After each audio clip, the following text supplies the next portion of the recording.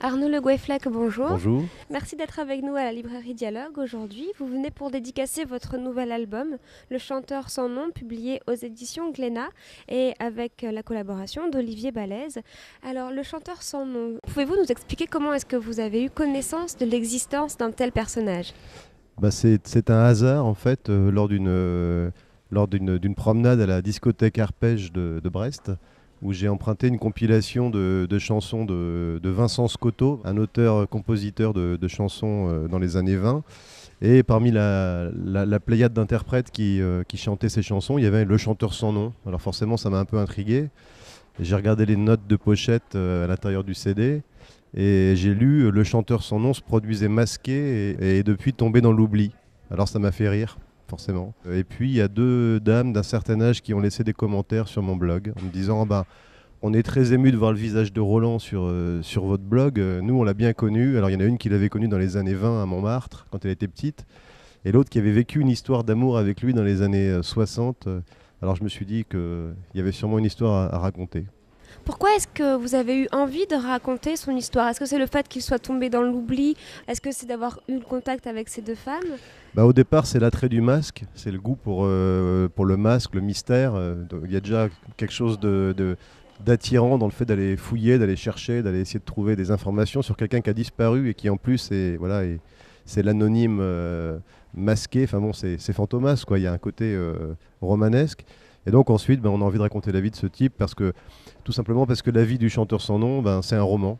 Plus j'en découvrais, plus j'étais stupéfait et je me demandais quand est-ce que ça allait s'arrêter, parce qu'il y avait des anecdotes de plus en plus invraisemblables et en fait ça s'arrêtait jamais, quoi. Voilà, donc au bout d'un moment ça finit par faire un livre. La question que pose cet album, vous me direz si c'est le cas ou pas, parce que ce personnage, le chanteur sans nom, avait quand même une vie pas très honnête avec ses amis, Ouais. il mentait beaucoup, Non. il volait certains de ses amis, et par ailleurs, c'était quelqu'un qui faisait beaucoup rire son entourage, dont notamment Edith Piaf, qui était une amie à lui. Est-ce qu'on peut lui pardonner finalement tous ces petits larcins par rapport à la joie qu'il a pu promouvoir autour de lui ? Vous avez raison, c'est ça la question finalement. C'est ce qui nous a apparu au fur et à mesure qu'on commençait à échafauder le projet avec Olivier. C'est comment est-ce qu'on peut avoir envie de parler encore de ce personnage, puisque il a par certains côtés, il n'était pas très recommandable. Et je pense que le fait aussi qu'il y ait des dames qui aient encore envie de parler de lui, qu'il y ait beaucoup de gens qui n'aient pas fini de dire ce qu'ils avaient à dire sur le chanteur sans nom, il a réussi le tour de force de laisser un excellent souvenir à tout le monde. Donc c'est un peu le paradoxe, hein. C'est un type à qui il est impossible d'en vouloir. Voilà. Pourtant, il y aurait des raisons, mais bon, voilà. Alors, c'est la deuxième fois que vous travaillez avec Olivier Balèze, Oui. en tout cas pour un deuxième album. Qu'est-ce qu'il y a entre vous qui fait que ça marche si bien ? Est-ce qu'il y a d'autres projets en cours ? Comment est-ce que se fait la collaboration entre vous ? Ça a collé tout de suite entre nous humainement, mais on n'a pas eu l'occasion beaucoup de se voir parce qu'Olivier il habite au Chili et moi à Brest, donc deux endroits très reculés, voilà. Et du coup on discute, on travaille par internet en fait.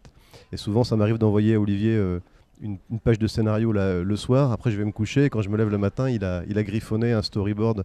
Enfin on a une espèce de jeu comme ça de dynamisme l'un par rapport à l'autre qui fonctionne. Bon, après c'est comme ça s'explique pas.